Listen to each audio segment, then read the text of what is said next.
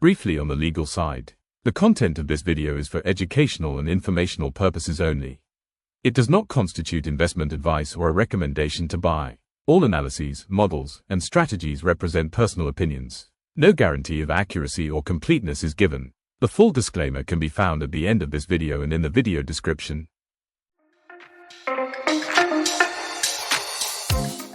Welcome back to Learn for Finance. Today, in the second part of our October series, two completely different worlds collide: magical brand power from the USA versus precise German software efficiency. We are talking about the Walt Disney Company and ATOSS Software AG. Exactly, Lisa. Both are quality leaders in their industries, but with completely different drivers. Disney: emotion, brand, global consumption. ATOSS: productivity, digitalization, and efficiency. And yet, both benefit from clear seasonal patterns in autumn. As always, we combine our framework of seasonality, fundamentals, valuation, and Moat. No investment advice, just our rules and research. And because you asked in the comments for real opposites, you'll get them today. Let's get started. With a corporation that sells emotions like no other and is still undervalued. Let's start with Disney. If a company shapes entire generations, then it is Disney. What started as a dream of an animator is today a global entertainment universe. 4 pillars support the empire: media networks, parks and experiences, studio entertainment, and direct-to-consumer with Disney+, Hulu, and ESPN+. This diversity is both a curse and a blessing. It makes Disney resilient, but also complex. In 2024, Disney achieved a revenue of $91 billion, a slight increase, but the crucial point lies in the profit. After the slump in 2023, net income doubled to $4.97 billion. The profit margin stands at 8.3% and the ROE at 4.9%, so there is still room for improvement. The debt-to-equity ratio is 0.42, conservative. In short, a healthy rebound, but not yet a return to former profit power. And this rebound is no coincidence. CEO Bob Iger has refocused the company: cost reduction, portfolio cleanup, prioritizing cash flows. At the same time, the company is returning to dividends, an important signal to shareholders. Financially, Disney shows a stable balance sheet quality. Piotrowski score 8, Beneš 2.36, no indication of manipulation. Altman Z-score 2.39 is in the neutral range, so no immediate danger. In short, stable, but with a moderate risk profile. Not a sure thing, but a solid foundation. The true moat, however, lies in the linking of these pillars. A film becomes an event. The event becomes a park visit. The park becomes a product. And in the end, everything ends up back in streaming. This cycle creates a network effect that no competitor can copy. That is Disney's magic, emotional and economic. That makes the moat so unique. Brand rights like Marvel, Star Wars, or Pixar are timeless assets with global licensing power. At the same time, Disney benefits from economies of scale in production and distribution, a classic mix of creativity and cash flow. From an investor's perspective, Disney has invested nearly $3 billion in share buybacks in 2024, demonstrating confidence in its own model. Dividends are not yet consistently returning, but management is prioritizing reinvestment in growth areas, such as streaming and parks. Insider sales by Bob Iger have been observed, but are not considered a negative signal. The key drivers for the stock price remain. Firstly, the success of the new film slate 2025. Secondly, the margin improvement at Disney+. And thirdly, the visitor numbers in the parks, despite inflationary pressures, still at a high level. In the short term, Disney benefits from the streaming turnaround and higher ticket prices in the parks.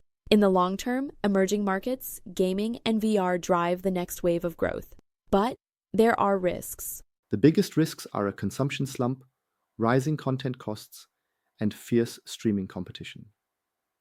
Additionally, China's regulation can slow down parks and film distribution. But Disney's brand strength and global diversification offset much of this. Thus, Disney is once again at an interesting point today, operationally stable, financially healthy, and not yet expensive in terms of valuation. A company between magic and management, which now has to prove that it can also turn the spark into numbers. Time for our quality inspection. How does Disney perform in our framework? Let's see now in the qualitative scoring. Let's start with the fundamental data and quality. Here we award 4 out of 6 points. Disney shows continuous revenue growth and a strong profit rebound in 2024. The balance sheet quality is very good, with a Piotrowski score of 8. Deductions are made due to the low ROE of 4.9% and the Altman Z-score in the gray area. At Moat, we award 6 out of 6 points.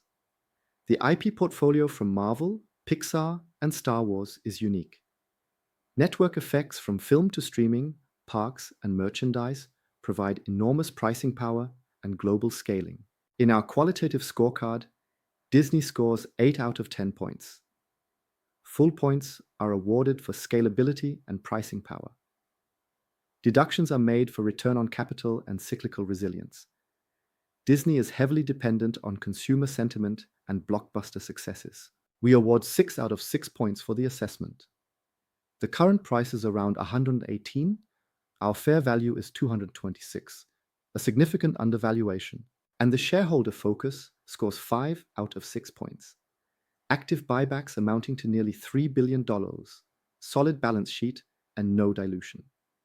Deductions are made for the irregular dividend policy since the COVID pause. This brings Disney to 29 out of 34 points, a clear quality score with one of the strongest moats worldwide, and at the same time, significant upside potential. In the short term, there is headwind from streaming competition and costs, but in the long term, Disney remains a true quality compounder with a global fortress.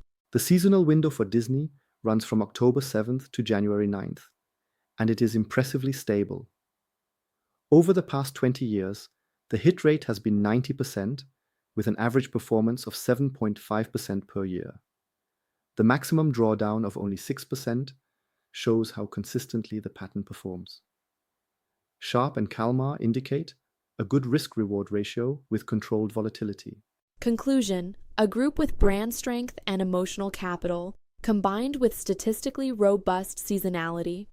This makes Disney a candidate that not only tells stories, but also delivers long-term returns. And now, we are switching from the magic company to the efficiency machine. Next analysis: ATOSS Software, German quality with cloud DNA. From the magic of storytelling, we now move into the world of efficiency. ATOSS Software, a hidden champion from Munich, digitizing workplaces for 35 years. The company develops software for time management, personnel scheduling, and resource optimization.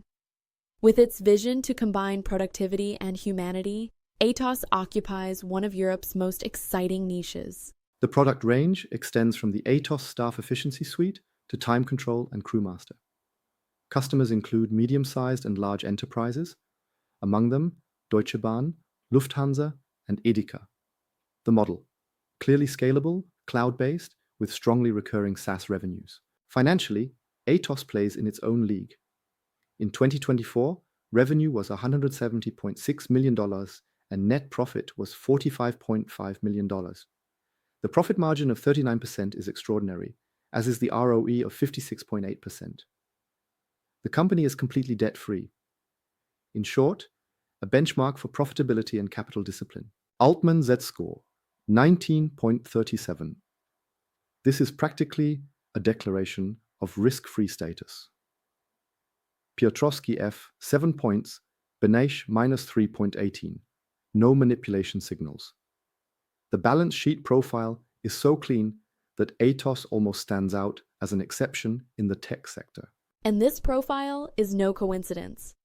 ATOSS invests around 20% of its turnover in research and development, with a clear focus on cloud and AI. The competitive advantage? deep integration into the HR processes of customers. Once you use ATOSS, you simply don't switch providers. This is a classic switching cost mode. High implementation depth, long contract durations, and a broad customer base reinforce the lock-in effect.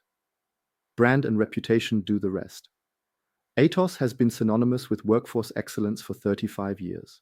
At the same time, the company lives its mission, combining productivity and humanity.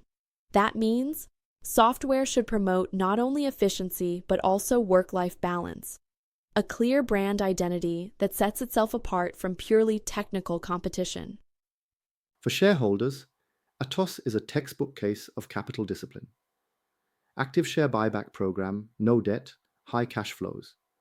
There is no dividend. Instead, profits are reinvested strategically. The only criticism, heavy dependence on founder and CEO Andreas Obereder, a succession plan is still lacking. But that doesn't change the operational drivers. The growth comes from the SaaS business, recurring revenues, up and cross-selling, scaling through the cloud. And socially, ATOSS is at the pulse of the times. Digitalization, skills shortages, efficiency needs, these are trends that do not disappear.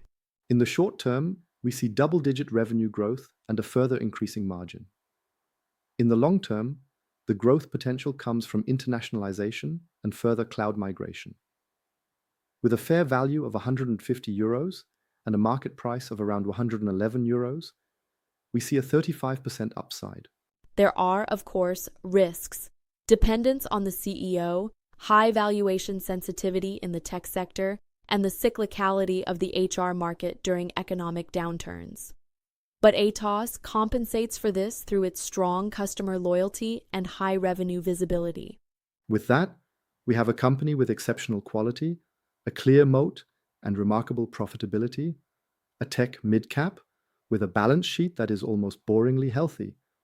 And that's exactly why it's so attractive. Let's start with the qualitative assessment of ATOSS Software. And the result is impressive, almost textbook-like. Category 1, Fundamental Data and Quality. Here we award the full 6 out of 6 points.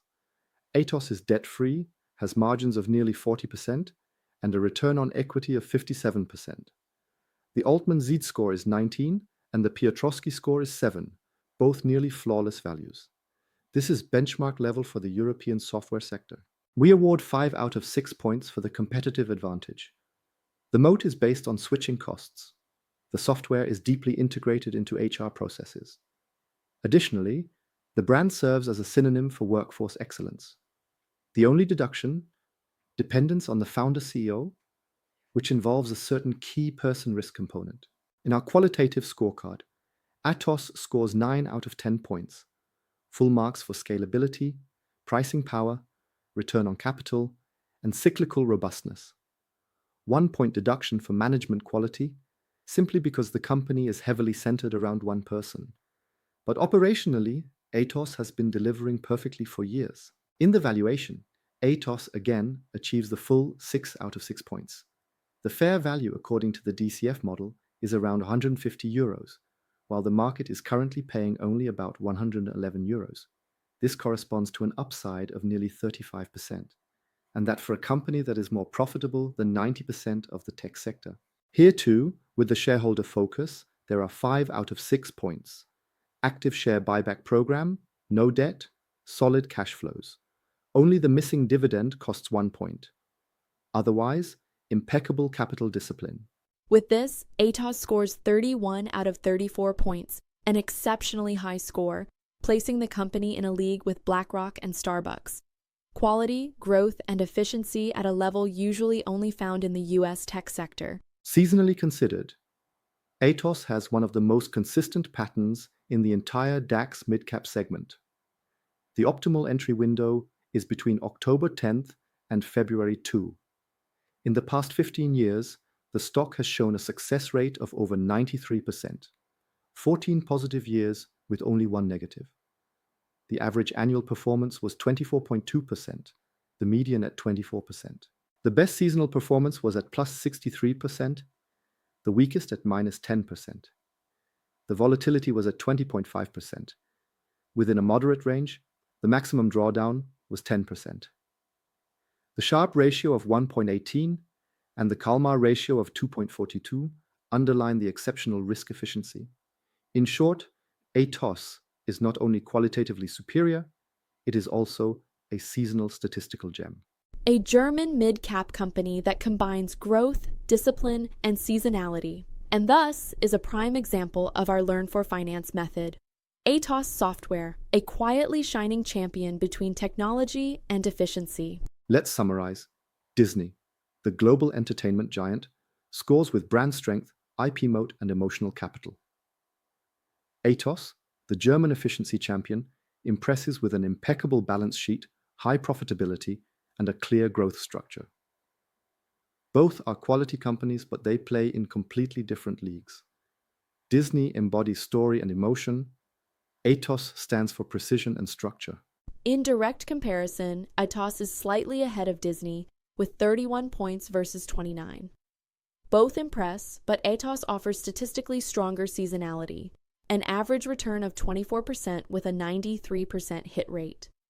Disney, on the other hand, shines with a global moat, a perennial value that brings stability and brand strength to portfolios.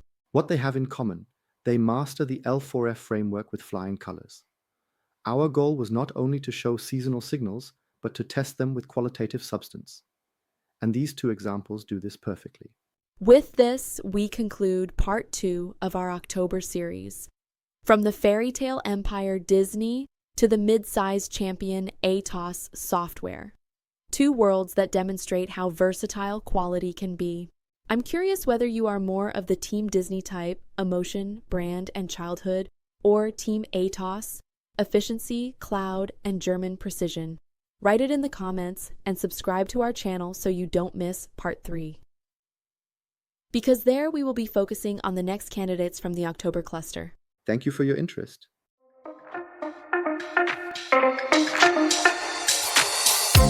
Disclaimer: the content on the YouTube channel, Learn for Finance, is for educational and informational purposes only. All analyses, quantitative models, strategies, data preparations and content presented reflect solely personal opinions and interpretations. There is expressly no individual investment advice or recommendation to buy, sell or hold financial instruments within the meaning of Section 32 of the German Banking Act, KWG, or Section 85 of the German Securities Trading Act, WPHG. The information provided does not replace professional financial, tax or legal advice. The channel operator assumes no liability for the accuracy, completeness, or timeliness of the content. Viewers make investment decisions independently and at their own risk. Past performance, simulations or forecasts are no guarantee of future results. Important note: investments in financial instruments involve significant risks, including the total loss of capital. Please consider seeking independent advice from qualified professionals before making any investment decision.